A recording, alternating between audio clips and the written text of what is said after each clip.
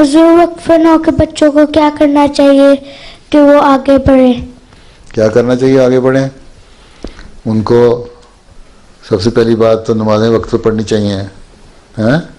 7 سال کے بعد نمازیں پڑھنے کی عادت ڈال دینی چاہیے. 10 سال کی عمر میں فرض ہو جاتی ہیں. کوئی نماز چھوڑنی نہیں چاہیے جن کی 10 سال عمر ہو گئی ہے ان کی.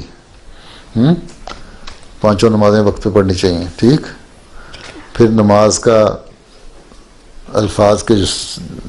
الفاظ جتنے دعائیں جو ہیں سب کچھ ہے وہ اچھی طرح یاد کرنے کے بعد اس کا ترجمہ سیکھنا چاہیے. ٹھیک.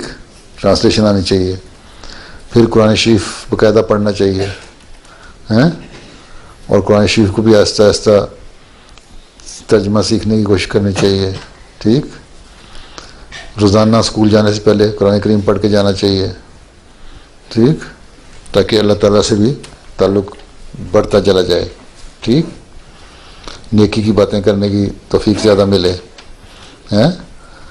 پھر ماں باپ بہن بھائی بڑے جو ہیں اچھی نصیحت جو کرتے ہیں اجلاسوں میں بیٹھ کے نصیحتیں سنتے ہو ان کو عمل کرنا چاہیے. ٹھیک. ٹھیک ہے. جزاکم اللہ. اور پھر اپنی جو تمہاری اسکول کی پڑھائی ہے اس پہ بھی پوری توجہ دینی چاہیے. ٹھیک ہے. اچھی طرح پڑھو, غور سے پڑھو تاکہ اچھی پوزیشن آئے. ٹھیک ہے. اور آگے ترقی کرتے جاؤ. تو دین کی تعلیم کو بھی اور دنیا کی تعلیم کو, اسکول کی تعلیم کو بھی, ساری جو تمہاری ایجوکیشن ہے نا اس کو اچھی طرح حاصل کرو. کسی چیز میں پیچھے نہیں رہنا چاہیے. ایک نیکیوں میں آگے بڑھنا چاہیے کہ قرآن کریم میں لکھا ہوا ہے کہ نیکیوں میں آگے بڑھو. ہر اچھا کام جو ہے نا اس میں آگے بڑھو. ٹھیک ہے.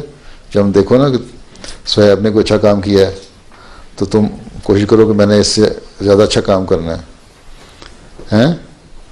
جب کویم تمہیں دیکھتا ہے کہ تم نے کوئی اچھا کام کیا ہے صہیب کو دیکھ کے تو وہ تمہارے سے بھی زیادہ اچھا کام کرنے گا, پھر اور اچھا کام کرے. ہر ایک برائیوں میں بڑھنے کے بجائے نا نیکیوں میں آگے بڑھو ایک دوسرے سے, پھر تم لوگ اچھے وقفے نو بنو گے.